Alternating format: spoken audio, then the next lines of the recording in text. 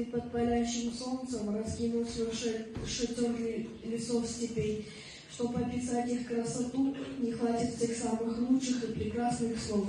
Ты подарил спокойствие всем тем, кто проживает под бескрайней выси. Со всей земли собрал народ ты к себе. Гордимся мы привальной этой жизни.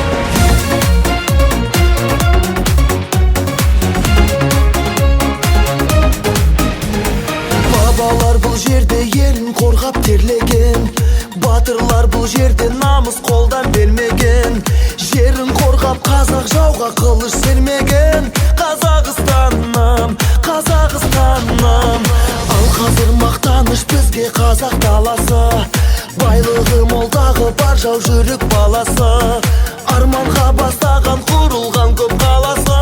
Қазақстаным, Қазақстаным.